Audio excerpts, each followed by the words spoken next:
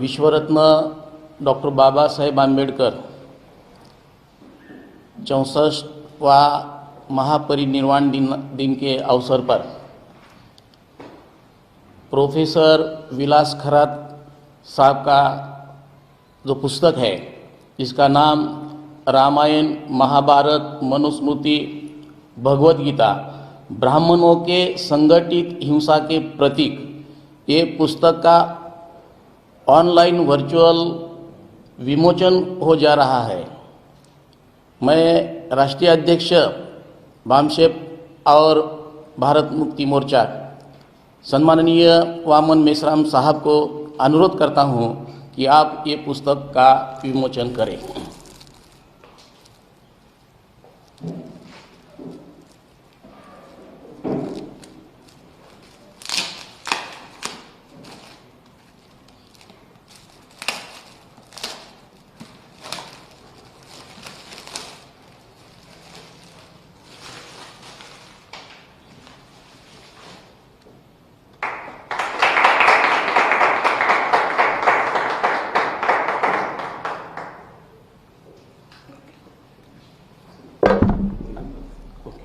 अध्यक्ष की पुस्तक घेऊन हो अध्यक्ष भाषण नमस्कार। मैं अध्यक्ष भामशेप के और भारत मुक्ति मोर्चा के राष्ट्रीय अध्यक्ष माननीय मेश्राम साहब को इस कार्यक्रम के अध्यक्षता स्पीच करेंगे, विनंती करता हूँ।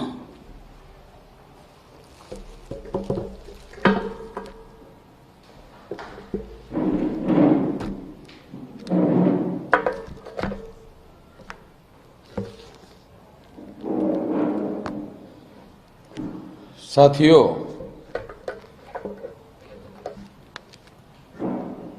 आज 6 दिसंबर बाबा साहब अम्बेडकर का 64वां महापरिनिर्वाण दिन है और इस महापरिनिर्वाण दिन के मौके पर आज का ये जो कार्यक्रम रखा गया है,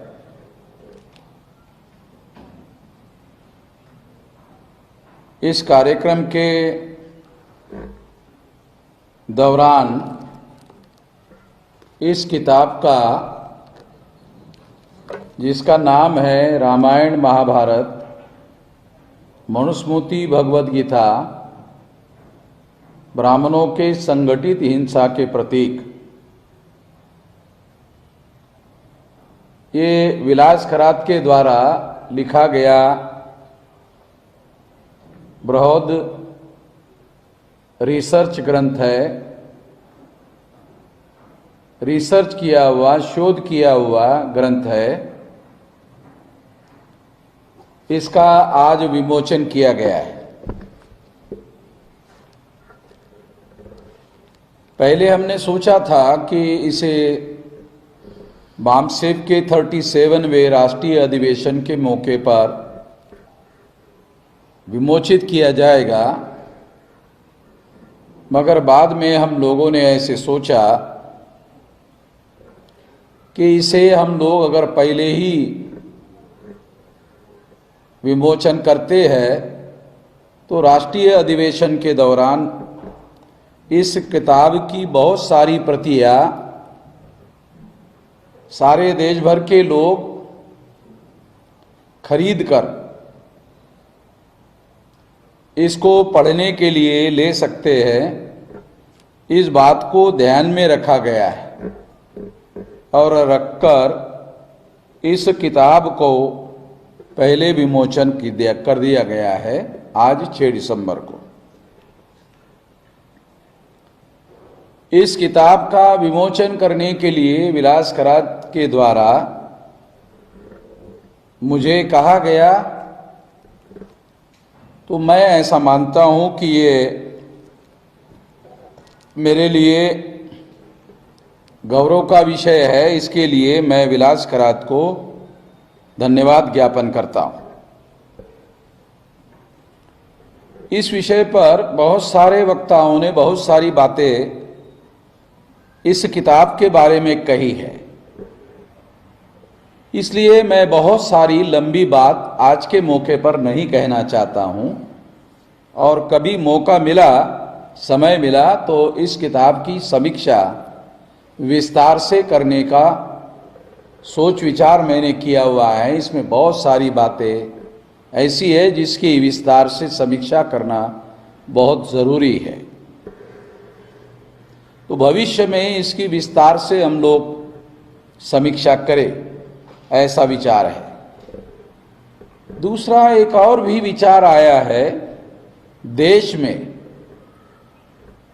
इतिहास पर लिखने वाले बहुत सारे लोग हैं,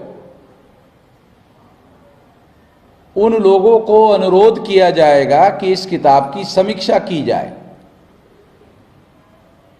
और समीक्षा करने के लिए ये किताब उन लोगों को भेजा जाएगा देश भर में, अलग अलग भाषा, हिंदी में, मराठी में, अंग्रेजी में और देश के अन्य भाषाओं में इसकी समीक्षा करने के लिए लोगों को ये किताब भेजी जाएगी। और इसकी समीक्षा करने के बाद में जो समीक्षा के लेख मिलेंगे उसको भी संग्रहित करके उसका भी एक किताब पब्लिश किया जाएगा, ताकि पढ़ने वाले लोगों को, जो भी पाठक वर्ग है, उन लोगों को इस किताब की समीक्षा पढ़ने का भी मौका मिले, और समीक्षा करने से और की भी समीक्षा को पढ़ने से लोगों को इतिहास समझने में आसानी होगी। यह इसके पीछे एक मकसद है। दूसरी एक बात मैं इस मौके पर कहना चाहता हूं,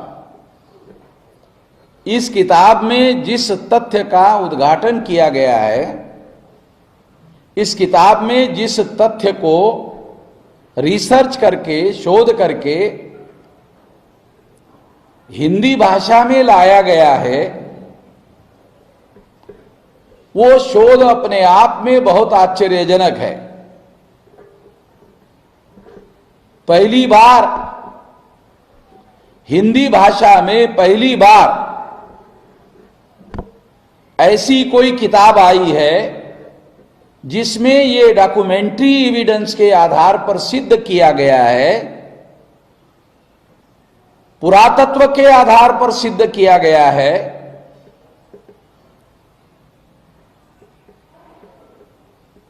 और प्राच्य विद्या के आधार पर यह सिद्ध किया गया है, इंडोलॉजी के आधार पर यह सिद्ध किया गया है कि रामायण, महाभारत, मनुस्मृति और भगवद गीता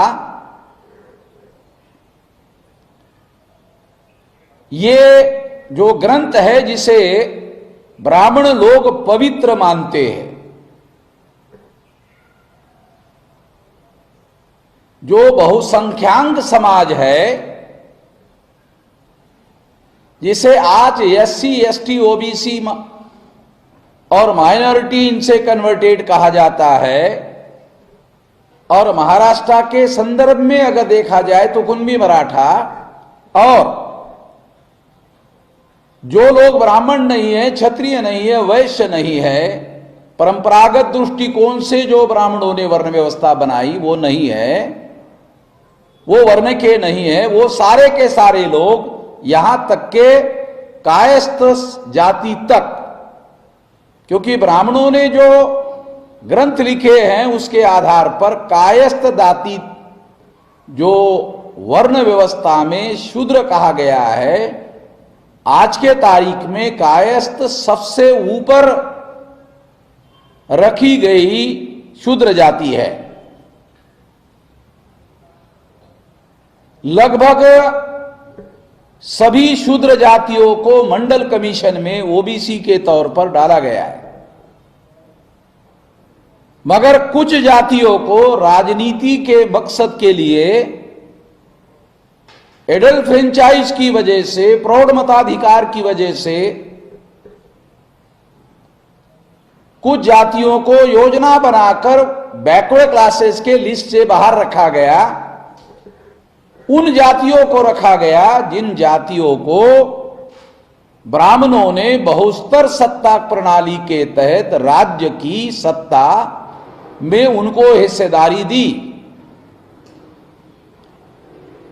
ये एक प्रकार से अलिखित समझौता है ब्राह्मणों का उन जातियों के साथ में, क्योंकि उनकी संख्या ज्यादा है, अलग अलग राज्यों में उनकी संख्या ज्यादा है। जैसे महाराष्ट्र में कुणबी मराठा लोगों की संख्या ज्यादा है, तो उसमें से मराठा लोगों को उन्होंने मंडल कमीशन से बाहर रखा और इस आधार पर बाहर रखा कि राज्य की सत्ता उनको दी जाएगी। ये बहुस्तर सत्ता प्रणाली में जैसे सत्ता का एक स्तर है पंचायत राज, ग्रामीण भाग को अगर आधार बनाया जाए तो ग्रामीण भाग में पंचायत राज के द्वारा ग्रामों में, विलेज में, गांवों में रहने वाले जो लोग हैं, और उसमें सबसे ज्यादा संख्या वाली जाति है किसान जाति है, उस जाति को उन्होंने एडॉप्ट किया और उनको पंचायत राज की सत्ता दी। और शहरों में नगर पालिका, महानगर पालिका है, उसमें भी उन लोगों को सत्ता देने का कम अधिक प्रमाण में प्रयास किया गया और फिर उनमें से ही जो राज्य की सत्ता है, विधानसभा के द्वारा राज्य की सत्ता जो बनाई गई है, उस सत्ता में उनको राज्य की सत्ता दी गई और उन लोगों की मदद से बहुमत हासिल किया गया और बहुमत हासिल करके केंद्र की सत्ता पर ब्राह्मणों ने कब्जा किया। सत्ता देने का कम अधिक प्रमाण में प्रयास किया गया और फिर उनमें से ही जो राज्य की सत्ता है, विधानसभा के द्वारा राज्य की सत्ता जो बनाई गई है, उस सत्ता में उनको राज्य की सत्ता दी गई और उन लोगों की मदद से बहुमत हासिल किया गया और बहुमत हासिल करके केंद्र की सत्ता पर ब्राह्मणों ने कब्जा किया।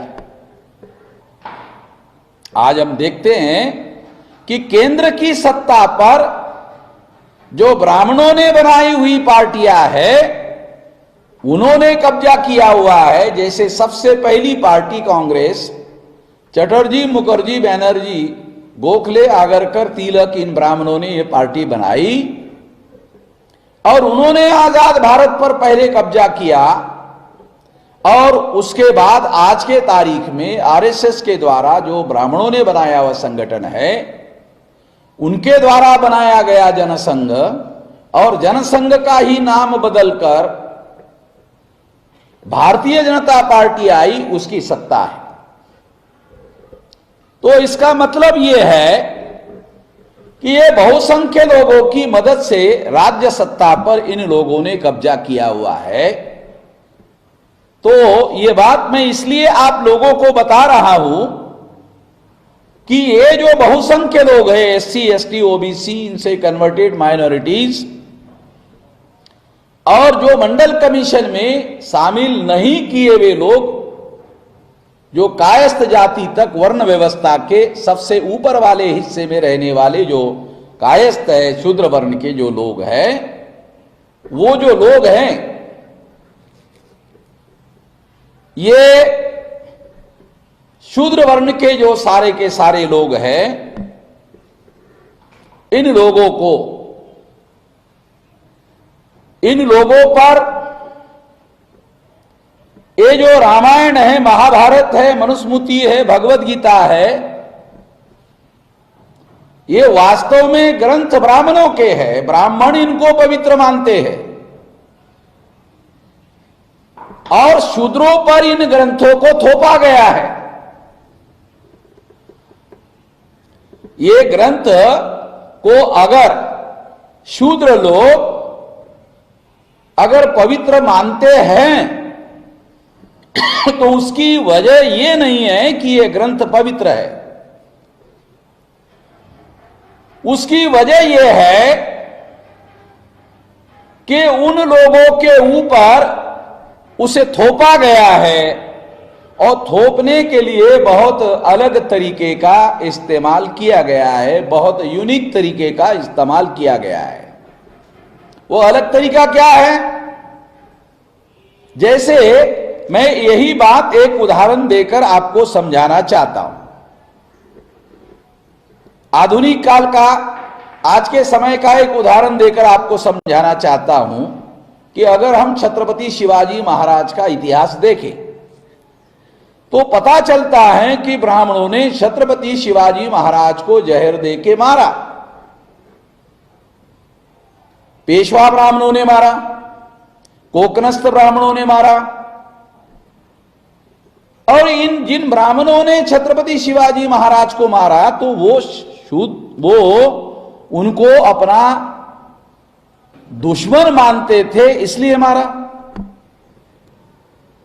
अगर वो अपना दोस्त मानते होते तो मारने की वजह नहीं थी। उनको अपना शत्रु माना, शत्रु मानकर उनकी हत्या की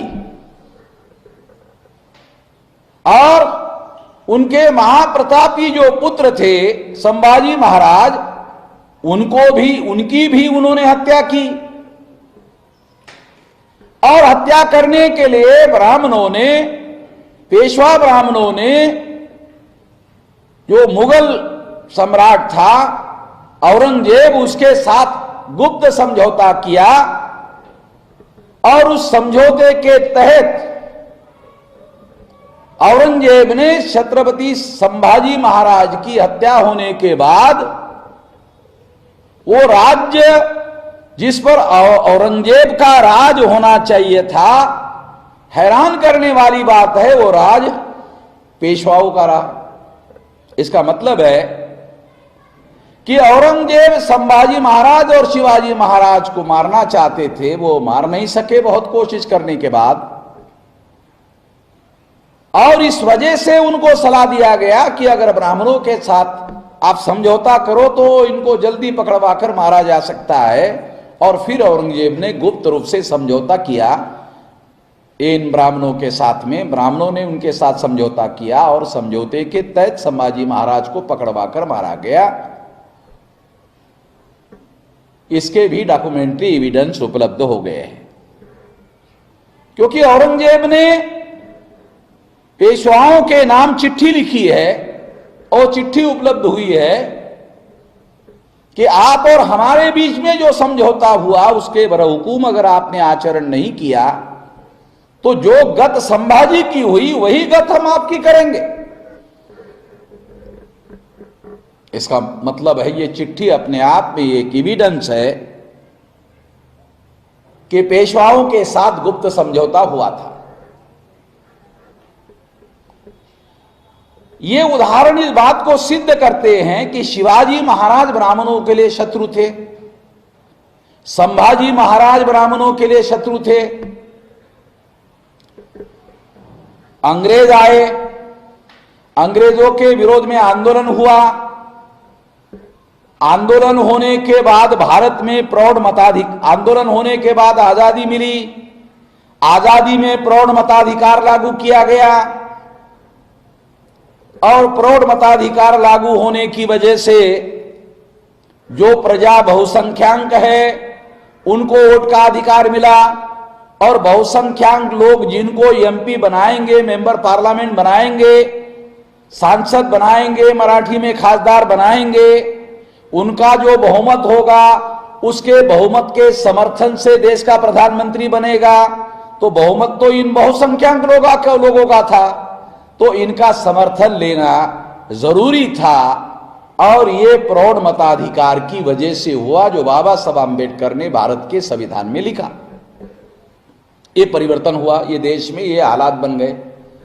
इस हालात की वजह से ब्राह्मणों को, जिनके साथ उनका शत्रुत्व था, जिनको वो अपना कट्टर शत्रु मानते थे, तो कट्टर शत्रु जिनको मानते थे, उन्होंने एसिमिलेशन की थ्योरी छत्रपति शिवाजी महाराज पर लागू की। एसिमिलेशन थ्योरी क्या है कि उन्होंने छत्रपति शिवाजी महाराज को एज इट इज स्वीकार नहीं किया। उन्होंने क्या किया, छत्रपति शिवाजी महाराज का ब्राह्मणीकरण किया। और ब्राह्मणीकरण करने के लिए क्या किया, ब्राह्मणीकरण करने के लिए उन्होंने छत्रपति शिवाजी महाराज को मुगलों का दुश्मन बताया। अगर हम मान लेते हैं कि एक राजा का दूसरे राजा के साथ लड़ाई हो रही थी, बराबर है ये बात, ये हिस्टोरिकल फैक्ट है, मगर इस लड़ाई को इस तरीके से देखा जा सकता है कि कोई भी राजा, अगर वो छोटे भौगोलिक क्षेत्र का राजा है, मान लो वो एक जिले का राजा है, तो वो कोशिश क्या करता है कि मैं थोड़ा बड़ा राजा बन जाऊं, तो वो और भूमि जो है अपने नियंत्रण में लेने की कोशिश करता है, फिर उसके बाद अब उससे बड़ी लेने की कोशिश करता है। यानी धीरे धीरे वो ज्यादा, जितनी बड़ी भूमि प्राप्त होती है उतना बड़ा वो राजा माना जाता है।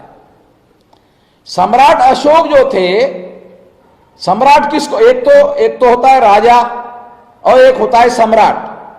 तो राजा और सम्राट में क्या फर्क होता है, जो सम्राट है वो भी राजा होता है, राजा जो है वो भी राजा होता है। तो फिर सम्राट और राजा में क्या फर्क होता है, जो सम्राट होता है वो राजाओं का राजा होता है। जैसे मुख्यमंत्री है वो प्रदेश का राजा है, प्रधानमंत्री है देश का राजा है। तो सम्राट अशोक ये केवल राजा नहीं थे, ये राजाओं के राजा थे, उनके अधीन बहुत सारे देश भर में राजा थे। जब देश आजाद हुआ तो 650 संस्थान में राजा थे, और उन राजाओं का राजा इंग्लैंड में बैठता था। क्योंकि हमारे बहुत सारे लोगों को यह इतिहास नहीं पढ़ाया जाता, भारत में 2 प्रकार का भौगोलिक क्षेत्र था। एक ऐसा भौगोलिक क्षेत्र था जिसमें कोई राजा नहीं था, उस पर डायरेक्ट राज था अंग्रेजों का, और कुछ ऐसा भौगोलिक क्षेत्र था जहां राजा थे, जैसे छत्रपति शाहू महाराज थे, वो अंग्रेजों के समय में भी राजा थे। तो ऐसे छत्रपति शाहू महाराज की तरह 650 राजा थे अंग्रेजों के नियंत्रण में। तो ये जो 650 राजा थे, इन राजाओं का राजा कौन था, वो इंग्लैंड में बैठता था, लंदन में बैठता था। तो वो आदमी नहीं था, वो महिला थी, तो वो वहां। तो उसी तरह से राजाओं का राजा सम्राट अशोक था, उसके अधीन बहुत सारे राज्य थे, राजा थे। तो मैं जो आपको ये उदाहरण क्यों दे रहा हूं कि किसी भी राजा को क्या लगता है कि वो कोशिश करता है कि थोड़ा 2, 4, 5 गांव का राजा बनने से साला मजा नहीं आ रहा है, वो कोशिश करता है कि और ज्यादा भूमि, और ज्यादा भूमि, और ज्यादा भूमि वो ये करता है। और इसकी वजह से क्या होता है, जो दूसरे भूमि पर दूसरे राजा का राज है उसके साथ उसका झगड़ा होता है, जो जीत जाता है वो भूमि उसके नियंत्रण में आ जाती है। और ये जो छत्रपति शिवाजी महाराज थे, इनके और औरंगजेब के बीच में ये इसी तरह का लड़ाई थी, राज को बड़ा करने की। औरंगजेब सोचता था कि सारे देश भर मेरा इलाज होना चाहिए, और शिवाजी महाराज सोचते थे कि मेरा राज थोड़ा बड़ा होना चाहिए और बड़ा होना चाहिए, ये कोशिश कर रहे थे। इसमें लड़ाई होती थी। अब ये जो लड़ाई होती थी, इसको ब्राह्मणों ने क्या किया कि राजपाट की लड़ाई नहीं थी, ये हिंदू धर्म के रक्षा करने की लड़ाई थी। ब्राह्मणों ने क्या किया, शिवाजी महाराज को शिवाजी महाराज के नाम पर एक्सेप्ट नहीं किया, शिवाजी महाराज जैसे है, उनका जो ओरिजिनल इतिहास है वो ब्राह्मण धर्म के अनुसार वर्ण व्यवस्था में शूद्र है, क्योंकि पूना के ब्राह्मणों ने उनका राज्याभिषेक नहीं किया, कहा कि शूद्र हो। ये राजपाट की लड़ाई नहीं थी, ये हिंदू धर्म के रक्षा करने की लड़ाई थी। ब्राह्मणों ने क्या किया, शिवाजी महाराज को शिवाजी महाराज के नाम पर एक्सेप्ट नहीं किया। शिवाजी महाराज जैसे है, उनका जो ओरिजिनल इतिहास है वो ब्राह्मण धर्म के अनुसार वर्ण व्यवस्था में शूद्र है, क्योंकि पूना के ब्राह्मणों ने उनका राज्याभिषेक नहीं किया, कहा कि शूद्र हो।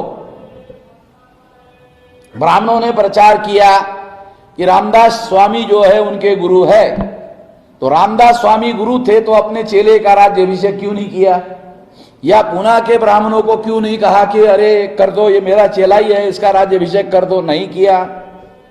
गागा भट्ट को बोफोर्स देकर के राज्याभिषेक करवाया गया। तो मैं ये सारा उदाहरण इसलिए आप लोगों को बता रहा हूं कि इन लोगों ने छत्रपति शिवाजी महाराज को जैसा वो है वैसा स्वीकार नहीं किया, बल्कि शिवाजी महाराज को क्या किया कि वो मुगलों के साथ लड़ रहे थे। और मुगलों के साथ क्यों लड़ रहे थे? हिंदू धर्म की रक्षा करने के लिए लड़ रहे थे। अगर शिवाजी महाराज नहीं होते तो सबकी हो गई होती सुनता। ऐसा प्रचार करते हैं। अगर शिवाजी महाराज हुए तो सुनता नहीं हुई, ये वो कहते हैं। मगर जिस भूमि पर औरंगजेब का राज था, उस भूमि पर रहने वाले हर गैर मुसलमान की सुनता होनी चाहिए थी और सारे के सारे मुसलमान होने चाहिए थे। मगर अनडिवाइडेड इंडिया में उनकी संख्या केवल 28% थी। इसका मतलब है 62% लोग नॉन मुस्लिम थे। 100% लोगों की सुनता नहीं हुई। तो ये जो थ्योरी है, ये थ्योरी गलत साबित होती है कि ये धर्म रक्षा करने के लिए की गई थी। अगर मान लो शिवाजी महाराज हिंदू धर्म की रक्षा करने के लिए लड़ाई लड़ रहे थे, तो फिर कृष्णाजी भास्कर कुलकर्णी ने छत्रपति शिवाजी के सर पर तलवार क्यों चलाई?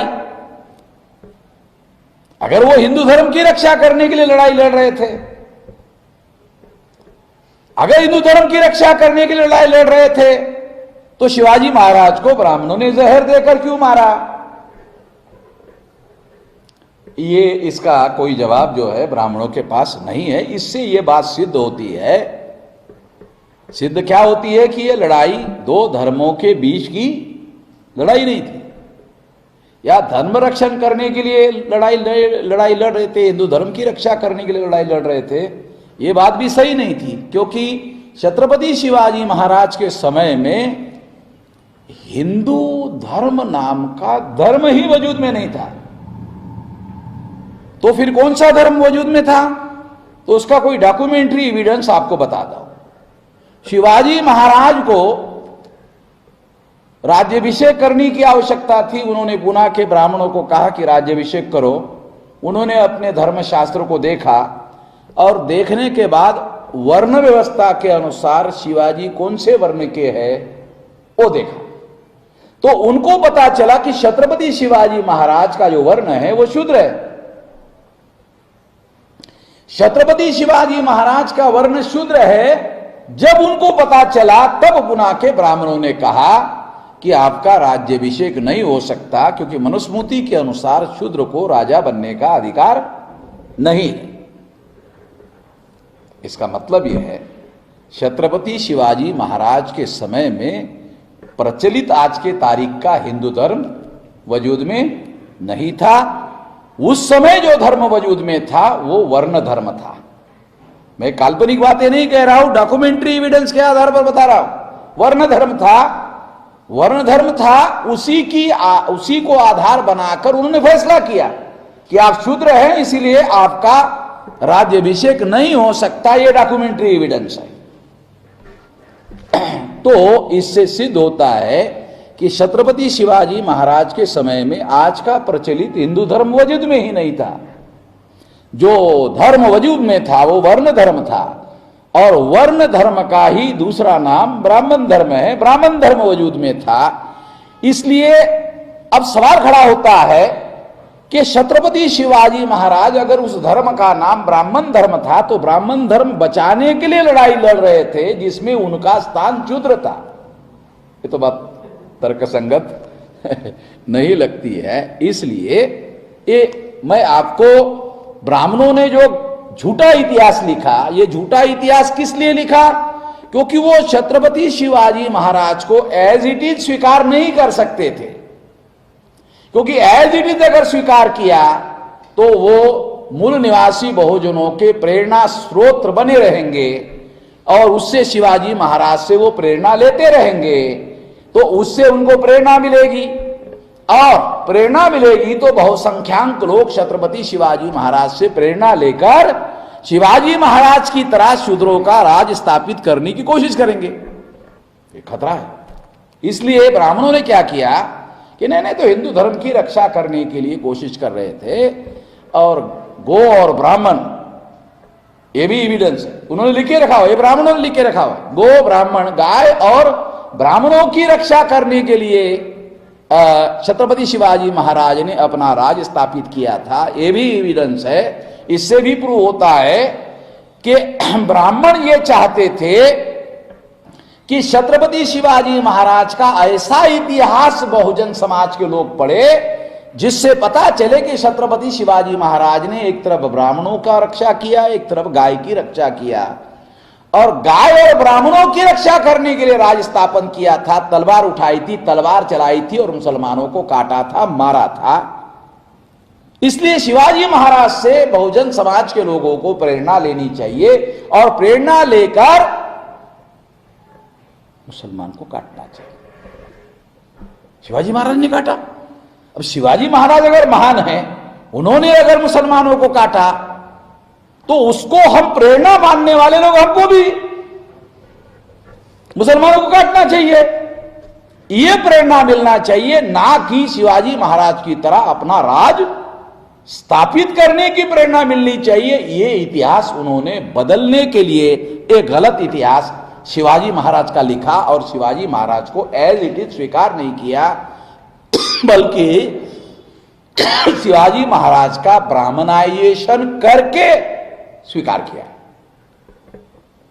ये मैंने आपको इसलिए बताया क्योंकि आज के तारीख का एग्जाम्पल देकर अगर आपको बताया जाए तो आपको पता चलेगा, नहीं तो 2500 साल का मामला आपको कैसे पता चलेगा। तो विलास खरात ने ये जो ब्राह्मणीकरण का जो सिद्धांत आज ब्राह्मण लोग लागू कर रहे हैं, वही ब्राह्मणीकरण का सिद्धांत जातक कथाओं पर लागू किया।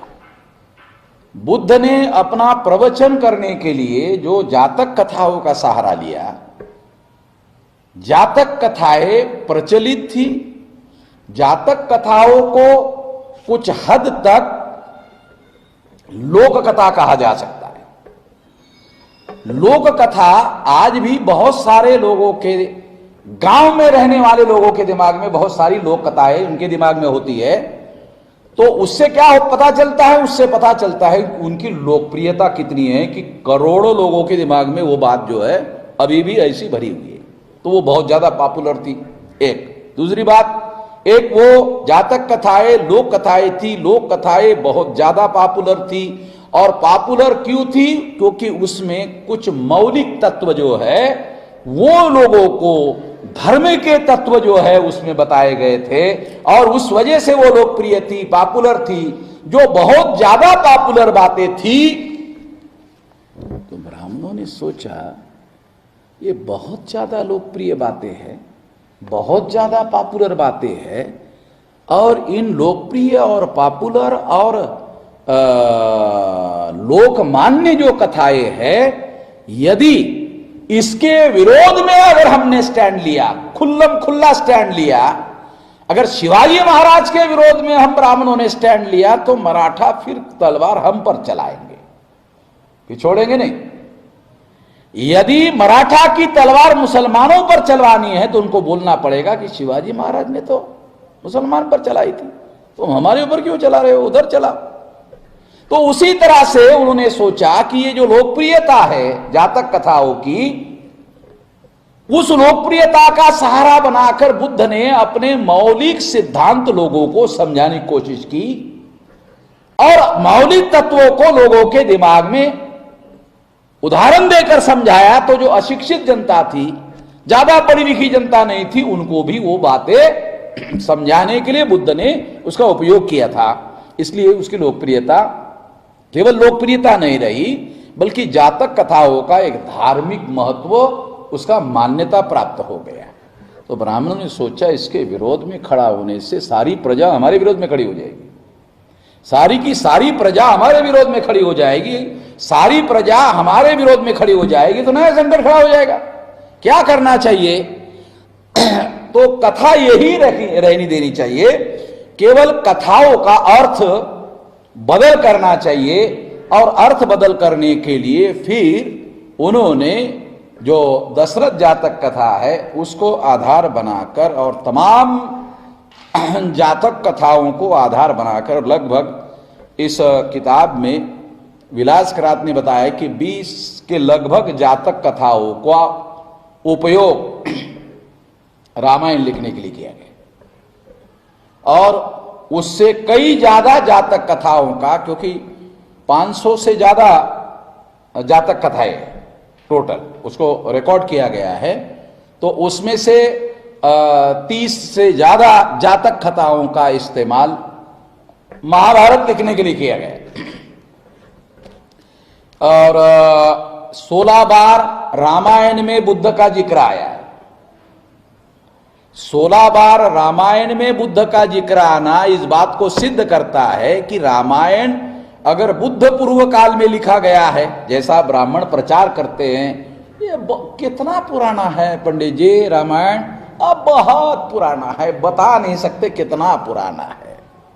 बताएंगे तो पकड़ में आ जाते हैं कि ये या तो बुद्ध पूर्व है या तो बुद्धोत्तर है। अगर बुद्धोत्तर है तो बुद्ध प्राचीन हो जाते हैं और बुद्ध पूर्व है अगर लोगों को मालूम हो गया तो फिर सिद्ध करना पड़ेगा। तो ये वो केवल मराठी में शब्द है ढोबड़ मानाने, बहुत प्राचीन है। कितना है पंडित जी? बहुत प्राचीन है।